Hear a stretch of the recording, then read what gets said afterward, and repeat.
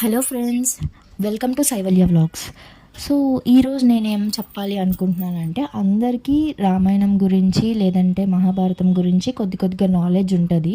But దశావతారాల గురించి కొద్దిగా knowledge అనేది కొంతమందికి మాత్రమే ఉంటుంది. సో అందరికీ తెలియాలి అనే దాంట్లో నేను దశావతారాలు సిరీస్ని స్టార్ట్ చేయాలి అనుకుంటున్నాను.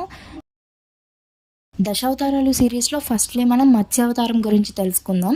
సో ఈరోజు నేను మత్స్యావతారం గురించి చెప్పాలనుకుంటున్నాను. నాకు తెలిసినంత వరకు నా నాలెడ్జ్ ప్రకారం నాకు తెలిసిందే నేను చెప్పాలనుకుంటున్నాను. సో ప్లీజ్ సపోర్ట్ చేయండి. So let's start our video. Shri మహావిష్ణువు త్రిమూర్తుల్లో ఒకరు. ఈ విషయం అందరికీ తెలిసిందే కదా. విష్ణుమూర్తి చాలా శక్తివంతమైన దేవుడు. దేవతలు అందరూ వచ్చి ఆయన దగ్గరే ఎక్కువగా సలహాలు సూచనలు తెలుసుకుంటూ ఉంటారు. ధర్మాన్ని రక్షిస్తూ ధర్మాన్ని రైట్ వేలో తీసుకెళ్ళాలి అని చెప్పి ఆయన ఎప్పుడు అనుకుంటారనమాట. సో ధర్మో రక్షతి రక్షిత అంటే ధర్మాన్ని రక్షిస్తాడు అని అర్థం. పవిత్రానాయ సాధూనాం వినాశాయక దుష్కృతం ధర్మ సంస్థాపనాధాయ సంభవామి యుగే యుగే అంటే మంచివారిని కాపాడుతూ రాక్షసుల్ని సంహరిస్తూ ధర్మాన్ని నిలబడుతూ ప్రతి యుగంలో నేను మీకు ఉన్నాను అని చెప్పి దాని అర్థం అనమాట. మనకి 4 యుగాలు ఉంటాయి. అవి ఏంటంటే సత్యయుగం, త్రేతాయుగం, ద్వాపర యుగం, కలియుగం. ఒక టైంలో ఏం జరిగిందంటే, బ్రహ్మదేవుడు ఎప్పుడు ఏదో ఒకటి రాస్తూ ఉంటాడు కదా. అలా రాస్తూ ఆయన కలియుగం ఎండింగ్ వరకు రాసేసి ఆయన కలిసిటి వచ్చి నిద్రపోతాడు అనమాట. అలా బ్రహ్మదేవుడు నిద్రపోయిన టైంలో హయగ్రీవుడు అనే రాక్షసుడు అక్కడ ఉన్న వేదాలను దొంగలించి వెళ్ళి సముద్రంలో దాక్కుంటాడు. ఎక్కడ సముద్రం అడుగున దాక్కుంటాడు.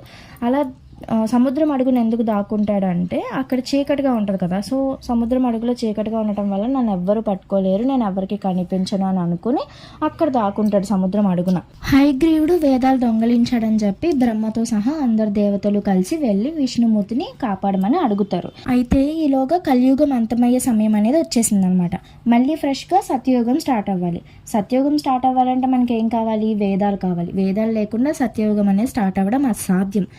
అసలు ఎందుకు వేదాన్ని దొంగలించాడు అంటే, అందులో ప్రతి విషయానికి సంబంధించిన నాలెడ్జ్ ఉంటుంది అనమాట. అంటే ఏది ఎలా చేయాలి ఏంటి అనేది ప్రతి విషయానికి సంబంధించిన నాలెడ్జ్ ఉంటుంది. కాబట్టి అది దొంగలిస్తే అందరూ తన దగ్గరికే వస్తారు, తన కాళ్ళ దగ్గరికే వస్తారని అనుకుని హయగ్రీవుడు దొంగతనం చేస్తాడు వేదాలను. ఆ టైంలో ద్రవిడ దేశాన్ని సత్యవ్రతుడు అనే రాజు పరిపాలిస్తూ ఉండేవాడు అనమాట. సత్యవ్రతుడికి శ్రద్ధదేవ అండ్ అలాగే వైవస్వతమాను అని 2 పేర్లు ఉన్నాయి. సో సత్యవ్రతుడు విష్ణుమూర్తిని కలవాలి, ఆయన్ని దర్శించుకోవాలి అని చెప్పి తపస్సు చేస్తూ ఉంటాడు అనమాట. ఒకరోజు ఏమైందంటే, సత్యవ్రతుడు కృతిమల అనే నది ఒడ్డున సూర్య నమస్కారం చేస్తూ ఉంటాడు. చేతిలోకి వాటర్ తీసుకుని తర్పణం వదులుతూ ఉన్నప్పుడు తన చేతిలోకి ఒక చేప వచ్చింది అనమాట. ఆ చూసిన సత్యవ్రతుడు నీటిలోకి వదిలేస్తూ ఉంటే ఆ చేప గట్టిగా అరుస్తూ, అయ్యా నన్ను వదిలేకండి, నాకు ఈ నదిలో ఉండటం ఇష్టం లేదు, ఇందులో చాలా పెద్ద పెద్ద చేపలు ఉన్నాయి, అవి నన్ను చంపి తినేస్తాయి, దయచేసి నా ప్రాణం కాపాడండి, నన్ను ఏదైనా ఒక చిన్న పాత్రలో వేస్తే నా లైఫ్ని నేను బతుకుతాను అని చెప్పేసి చెప్తుంది అనమాట చేప. అయితే ఇదేంటి చేప మాట్లాడుతుంది అని చెప్పేసి ఫస్ట్ షాక్ అవుతాడనమాట. యాక్చువల్గా తర్పణం అంటే మనం చేతిలోకి తీసుకున్న నీళ్ళని వదిలేసేయాలి, దాన్ని తర్పణం అంటారు మన హిందూ ఆచారం ప్రకారం. కానీ నన్ను బతికించు అని చెప్పి ఆ చేప అడిగింది కాబట్టి మన ఆచారాల కన్నా ఒక ప్రాణం కాపాడటమే ధర్మంగా భావించి సత్యవ్రతుడు ఏం చేస్తాడంటే, అతని కమండలంలో ఆ చేపను వేసుకుని ఇంటికి తీసుకుని వెళ్తాడు. సత్యవ్రతుడు బయటికి వెళ్ళి వచ్చేసరికి ఆ చేప కమండలం అంతా నిండిపోతుంది అనమాట. సో నిండిపోయింది కదా అని చెప్పి అది తీసుకుని ఒక బిందెలో వేస్తాడు చేపని. ఆ బిందె కూడా నిండిపోతుంది.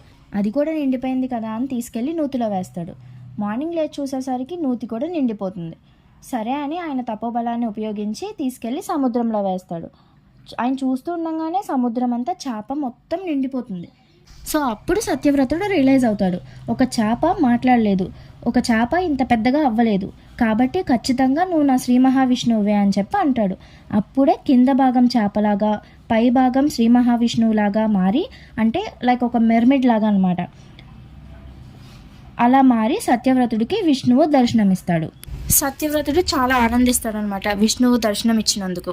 అప్పుడు విష్ణు అంటాడు, సత్యవ్రత నేను చెప్పేది జాగ్రత్తగా విను, ఈ రోజు నుంచి 7 రోజుల వరకు కుండపోతగా వర్షాలు పడతాయి, భూమి అంతా నాశనం అవుతుంది, జీవరాశులకు కూడా ప్రాణ నష్టం వాటిల్లుతుంది.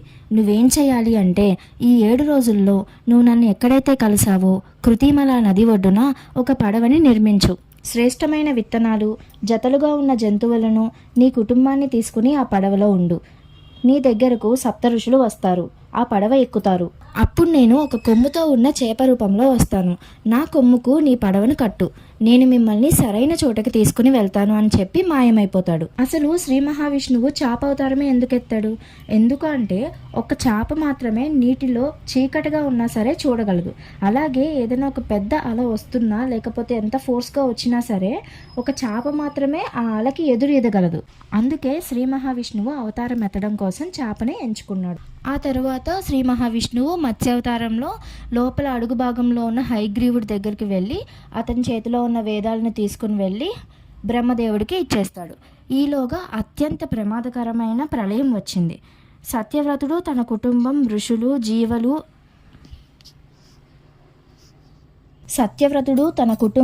ఋషులు, జీవులు అన్ని రకాల ఆహార పదార్థాలు ఆ పడవలో ఉన్నాయి.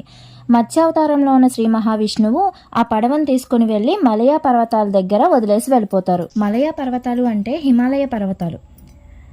భూమంతా నీటితో నిండిపోయింది. మనుషులు, జీవులు అన్నీ నశించిపోయాయి. కొన్ని రోజుల తర్వాత సముద్రం పైన నీరంతా తగ్గి పడవ హిమాలయ పర్వతాల పైన దిగింది. పడవ అక్కడ దిగిన తర్వాత సప్త ఋషులు వెళ్ళిపోయారు. జంతువులు కూడా వేటికవి వాటంతటవి వెళ్ళిపోయినాయి. ఒక్క సత్యవ్రతుడు వాళ్ళ ఫ్యామిలీ తప్ప ఇంకా ఎవ్వరూ ఈ భూమి మీద లేరు. దాని తర్వాత సత్యవ్రతుడు వాళ్ళ కుటుంబం వల్ల ఈ భూమి అంతటా మనుషులు వ్యాపించారు. అలా మత్స్యావతారం అనేది జరిగింది. ఈ మత్స్యావతారం వల్ల మనం తెలుసుకోవాల్సిన విషయం ఏంటి అంటే, ఒక చేపని కాపాడే ప్రాసెస్లో తన ఆచారం తప్పినా పర్లేదు అని ధర్మం పైన నిలబడిన సత్యవ్రతుడును విష్ణువు ఎలా అయితే కాపాడాడో, అలాగే మనం కూడా ధర్మం వైపు నడుస్తున్నప్పుడు మనకి ఎటువంటి పెద్ద ప్రాబ్లమ్స్ వచ్చినా సరే ఆ దేవుడు మనకి తోడుగా ఉండి మనల్ని కాపాడుతాడు అని అర్థం. సో ఇది ఫ్రెండ్స్ మత్స్యావతారం వెనుకున్న స్టోరీ. నా వీడియో కనుక మీకు నచ్చినట్లయితే లైక్ చేయండి, షేర్ చేయండి, సబ్స్క్రైబ్ చేయండి. థ్యాంక్